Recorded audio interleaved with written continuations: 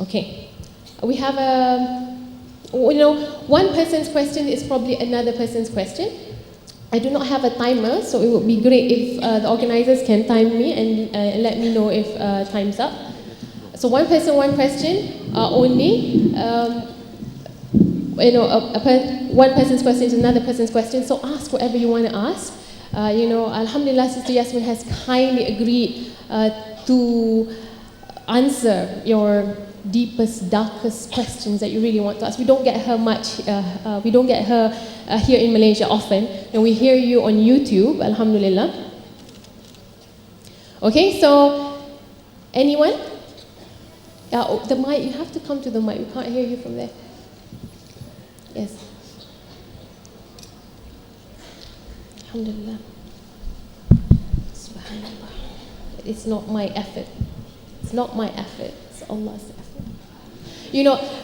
Are you done? You have a question? Okay, yeah, right. No problem, you can speak. No, please. Assalamu alaikum, Sister Yasmin. Just to tell you, amazing to have you here. My question to you is, I don't know, Allah created us extremely weak, and there are times where we have struggles. We know that God can help us, but we can't always have a boosting session like we had today. I mean, at that particular moment when you have no hope, or you just tend to, because we tend to forget, that's what insan is.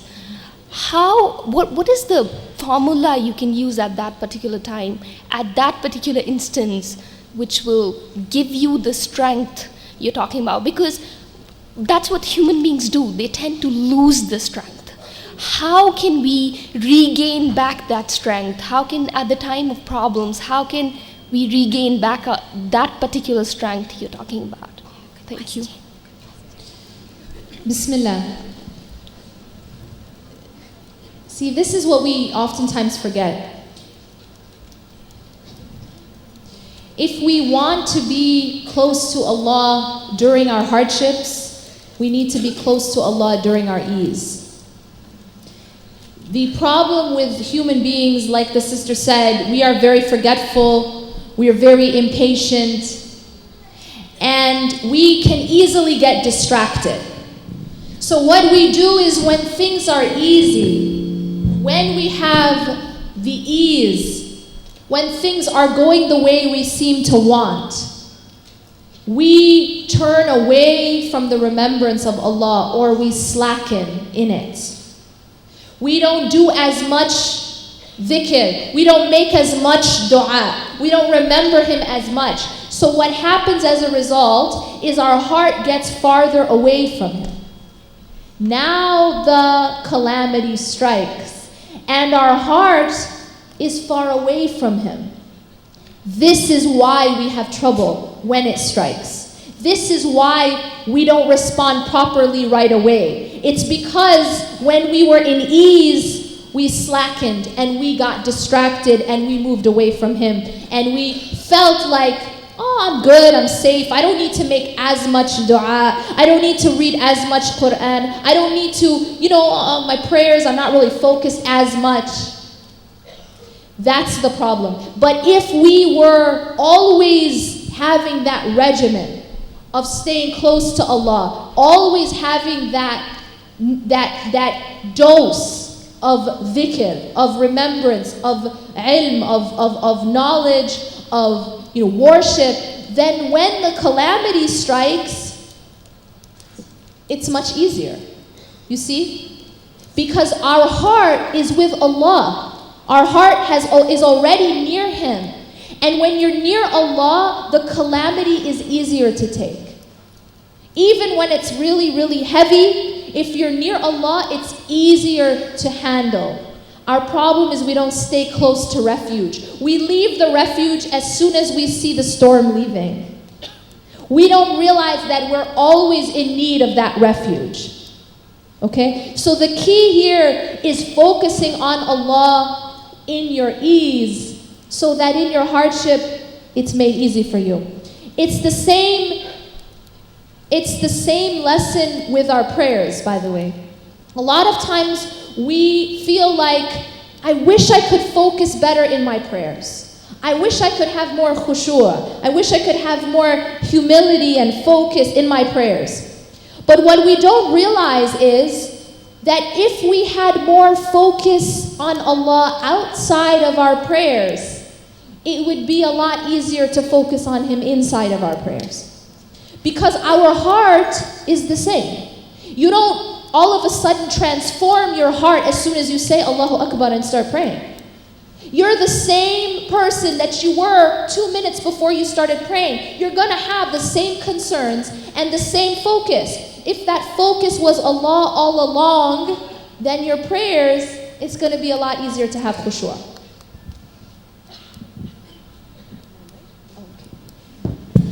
Next question. Alhamdulillah. Lovely answer. Okay, Assalamu alaikum, Yasmin Mogahed. I'd like to start off by thanking you so much. I mean, I really love you for the sake of Allah. And the times I've said I love you for the sake of Allah are like uncountable. We all do. Okay, question. Sorry, I had to mention that. May the one for whose sake you love me love you. Thank you. Okay, I wanted to ask concerning, I mean, we were once not, very good Muslims, and then now we are, alhamdulillah. But then for the non-Muslims, throughout life, I've met people who are so good, but they're not Muslims, but who are so good. And then I'm lucky enough, I wanted to be good, and I have Allah, and Allah hadani. So for the non-Muslims who don't know Allah and want to become a good person, and who are so good, who are even better than the Muslims out there, how are they judged? Would they end up going to hell? Bismillah. The question of who's going to hell and who's going to heaven is for Allah to answer, not for me. What we know is that Allah subhanahu wa ta'ala tells us that He does not accept kufr, He does not accept shirk. And we know that we need to, as Allah tells us, وَلَا تَمُوتُنَّ إِلَّا وَأَنْتُمْ مُسْلِمُونَ. Do not die except in a state of submission to Allah. So that's what our goal is so that we and helping others try to only die in a state of La ilaha illallah. But in terms of who specifically is going to hell and who specifically, only Allah knows. Only Allah can see the hearts anyways. And only Allah knows what that person's state will be at the time of death. Because we are told in a hadith that there may be people who spend their entire life doing the deeds of the people of Jannah until right before they're about to enter it. They're an arm's length away from it. They do the action of the people of Jahannam, and so they enter it. And on the other hand, there are people who spent their entire life doing the actions of the people of Jahannam until they are an arm's length away from it, and so they do the actions of the people of Jannah, and so they enter it. What are we to learn from this hadith? 2 things. Never lose hope. Never lose hope, because you never know what will happen. Maybe Allah will guide you, guide that person. And at the same time, never become complacent. Never become so overconfident that, I'm going to heaven for sure, right? Or, my heart is guided, I'm good. Never, ever, ever become like that, because even the Prophet ﷺ, the dua that he made most often was, Ya muqallib al-qulub, thabbit qulubana ala dinik. O turner of hearts. And the word qalb means that which turns, by its very nature. O turner of that which turns, the heart, keep our hearts firm on your deen. This is Prophet Muhammad ﷺ. How can we feel like we're safe? The hearts turn. And we're told that it can be that someone wakes up in the morning as a believer and by the evening they're a disbeliever. A'udhu billah. And the other way around. Can be a disbeliever in the morning and a believer by the night. This is how the heart can turn. The lesson here is never lose hope, but also never feel overconfident. And always seek Allah humble with humility. The moment you become arrogant, and this is a warning to me first and you, The moment you become arrogant in your religion and think that you're better than others, or think that what you have and what you do of your ibadah is because of you, is the moment that it gets taken away from you. Is the moment that Allah will humble you in one way or another. So be very careful. Be very careful of self-righteousness. Be very careful of arrogance. Be very careful of looking down on others. Be very careful of saying, oh, I'd never do what that person did. I'd never be like that. Be very careful of taking credit for your own guidance. Always thank Allah and be humble. And always realize that at any moment, your heart could turn. And we ask Allah, like the Prophet ﷺ, Ya muqallib al-qulub, thabbit qulubana ala dinik. Bismillahirrahmanirrahim. My name is Muhammad Ikhwan from International Islamic University, Malaysia. I have a question, and maybe this question is out of context, not a bit but a lot. How much out of context? You got to hear this first. Okay, one of my non-Muslim friend asked me, do you believe that your God possesses the ultimate power? Yes, we believe so. But then he asked me, why does he creates angel to help him? Meanwhile, he can do anything he wants and he can do anything he wish by his own.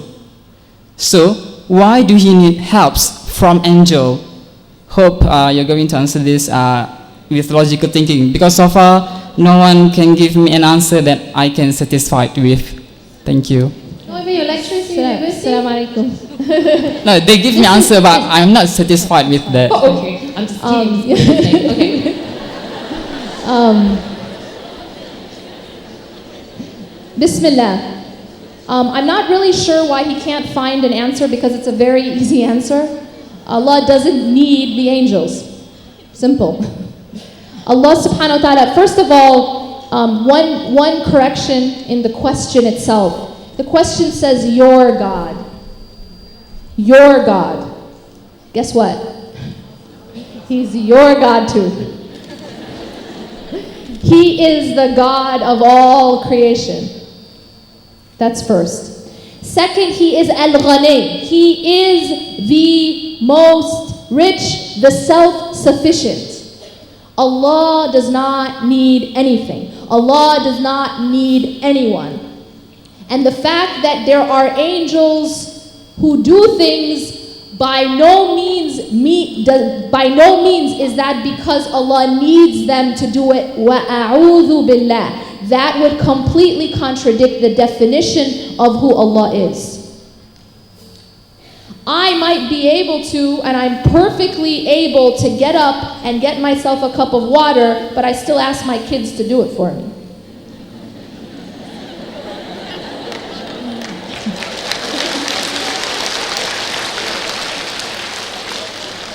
And Allah is high above any analogy. But the point here is it makes no logical sense. The question makes no logical sense. Because that would mean that every time I ask someone to hand me a cup of water, it's because I am physically unable to do it myself. Does that make any logical sense?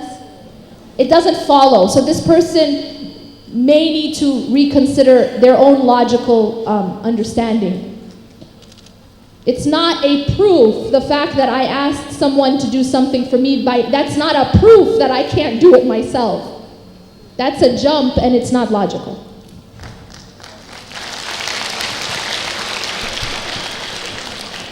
Assalamu alaikum wa rahmatullahi wa barakatuh. Firstly, thank you so much, Ustada, for your speech. Really inspiring. Well, after I actually stood here, you actually sort of answered my question while I'm standing, but since I'm here, I would like to highlight a very important issue you actually talked about, which is ego and arrogance, which is, I think it's a disease that the society around the world, especially our ummah as brothers and sisters, we face, to the level that we give ourselves the right to judge each other. I mean, Allah subhanahu wa ta'ala is the Ghafur Rahim Tawwab, and everyone does mistakes. No one is perfect, not me, not you, no one in this hall. In fact, prophets sometimes did mistakes.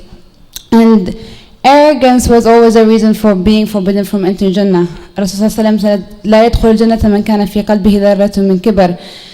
But yet, people do change, people improve. Yet, we give ourselves the right to judge them. Oh no, she did this before. Maybe she did tawbah, oh yes, still she's a bad person, and so on. Now, what is your advice or your steps or your tips for us to take away our arrogance from us? Thank you. You know, like I said before, and I'll reiterate this. Every single thing that you have, every act of worship that you did, every good deed is not a gift from you to Allah. It is a gift from Allah to you. Allah is gifting you by allowing you to stand up and pray.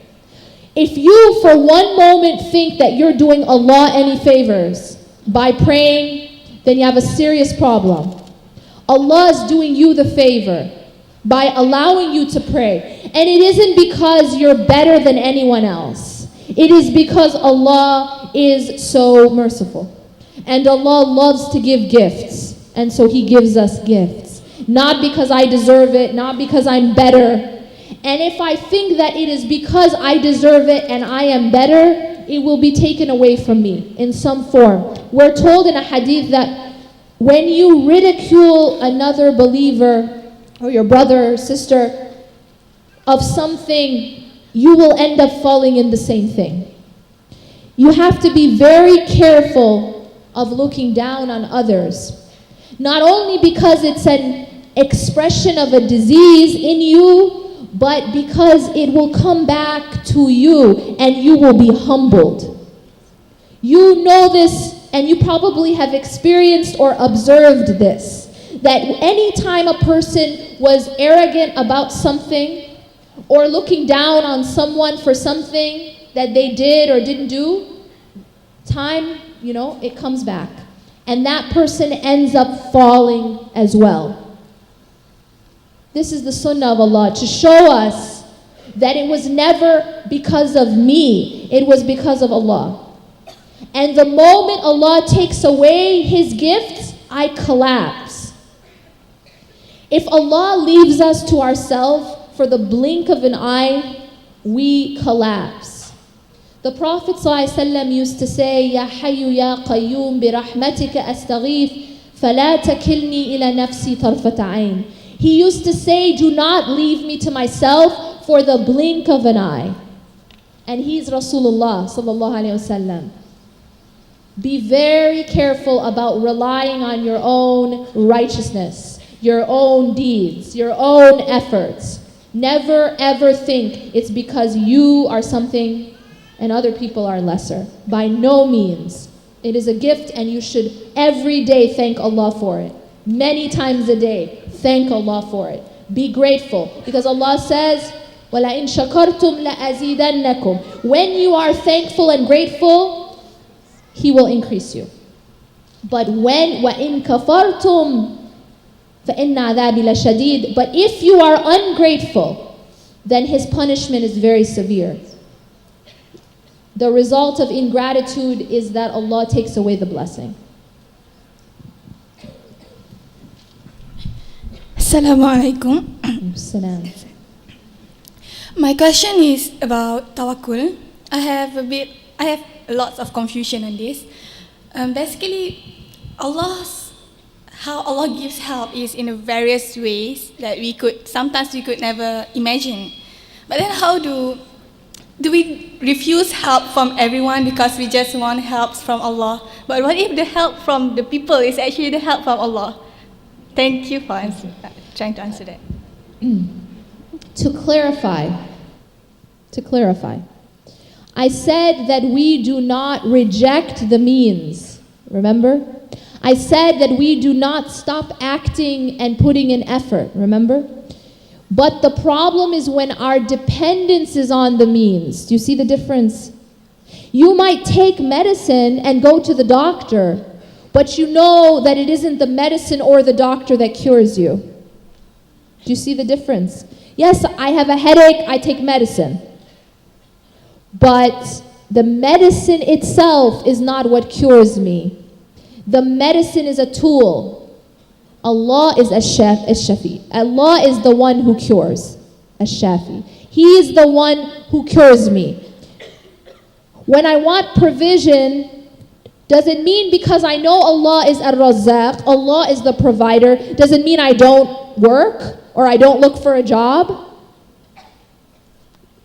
No, you work, you look for a job, but you know that your provision doesn't come from your job, your provision doesn't come from your boss, your provision comes from Allah. And your job and your boss are just tools.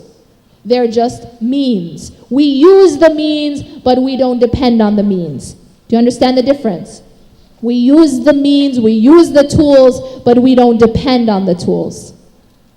So yes, you can seek the help of a doctor, seek the help of a friend, seek the help of the people, a counselor, but you realize where the source of help comes from. Assalamu alaikum, Sister Yasmin. Jazakallah for being here. Now, sometimes when I think about repenting, or when I think about Allah, it makes me sad and I cry, for example. And I've got comments from friends who are also Muslim or non-Muslim who see me crying and they feel that I'm always sad, for example. And what makes them, their impression is that this relationship with Allah is always making me upset. How do I convince themselves fully?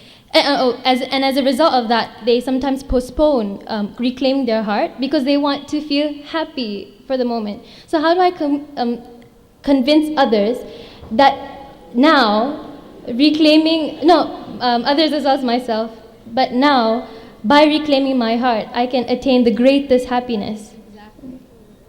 You said it. You said it. Here's the thing. We think that we see with our eyes, right? We don't see with our eyes. We see with our heart. And so the heart is the actual lens of how we understand the world. Just like any lens, if it's dirty, you're not going to be able to see things properly. If it's warped, you're not going to be able to see things as they really are. If someone hasn't worked on reclaiming their heart and giving it to Allah and working on purifying the lens, they are going to see black as white and white as black because the problem's with the lens. That person who has not cleaned the lens is going to see a person who cries to Allah as being depressed. The person who cries to Allah as being sad and does not realize that it is in those tears to Allah is the greatest happiness. That's the real happiness. Abu Bakr radiallahu anh was called Al-Bakka. He was called Al-Bakka, the one who cries a lot. It's an exaggerated form of the word. The one who cries a lot. Umar radiallahu anh had marks on his face from how much he cried. Moreover, one of those who are given the shade of Allah on the day when there's no shade but Allah is the one who cries to Allah in seclusion. How can we possibly say that there isn't the greatest happiness and the greatest honor in crying to Allah? This is the legacy of our prophets, peace be upon them. We have a problem if we think that that's sadness. You know what sadness is? Sadness is when your heart is so hardened that you can't even cry. That's sadness. You want to know sadness? That's sadness. And you think that happiness is in eating a good meal. You think that happiness is in getting some fancy new clothes. Or that happiness is in driving a certain car. That is sadness. Because that's not the happiness of a human being with a heart. That's the happiness of an animal who eats and drinks and reproduces, and that's the happiness of an animal. The happiness of a human being is the higher happiness. And that's the happiness that comes from giving your heart, reclaiming your heart, and giving it to Allah. The heart that is farthest away from Allah is the heart that is hardened. And when the heart becomes hardened, as Ibn al-Qayyim rahimahullah writes, then the eyes become dry.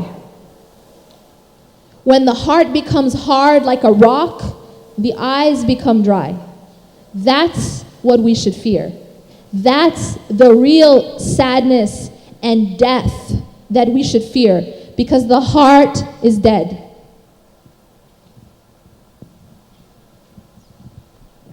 Assalamualaikum. Wa alaikum salam. Okay, I read your blog, Sister Yasmin, and I've read on this why do people have to leave each other topic, and that brings me to this question. Okay, as time goes by and things happen, such as our parents' age or something happens to our spouse, so I would like to find out on how do we handle a situation like there's a sickness in a family member or loved ones, and you talk about false attachments. How do we detach ourselves from such bondings and yet remain being filial, as a filial wife or a daughter? Yeah, that's my question. Thank you. Bismillah. A lot of times people confuse attachment, false attachment, and love. They're not the same thing. In fact, they're completely different. True love is never based on false attachment, because false attachment is actually about dependence and fear. It's about fear of loss. It's about the fact that I am dependent on you. And so when you are attached to something in that way, you become needy, and in fact, that type of attachment is selfish. You know why? Because it is not about what I am giving to you. It is about what I am desperately in need of you to give to me. When someone is too dependent on the creation, it's like someone who's starving. The person who's starving isn't giving away food. The person who's starving is begging for food and constantly wants to take. Do you understand the problem? That it's about taking. Attachments are about taking. Love for the sake of Allah, true love, not based on attachments and false dependencies, is about giving. Because you know what? You're already full inside. What fills you inside is your relationship with Allah. The one who is filled by Allah can keep giving and giving and giving, even if they're not getting anything back from the creation. Why? Because they're getting back from Allah. That's the real love. That's the healthy love. That's the unselfish love. So we have to really redefine. Because sometimes people think, oh, detachment means that you're going to be cold-hearted. No. It means that now you are the most generous person with your love, because you're not giving like a beggar anymore. You're not a beggar anymore, so who's always trying to take. But instead, you become rich inside.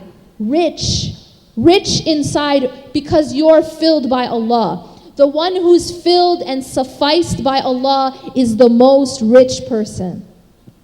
And what do rich people do? They can give and give and give. Except here, the source is unending. Allah is the source, and Allah never runs out. So you're always rich inside. You're always full. If the source is something else, that's why you get empty. That's why you burn out. That's why you say, I can't give anymore. I just can't give anymore. Because what's your source of fill?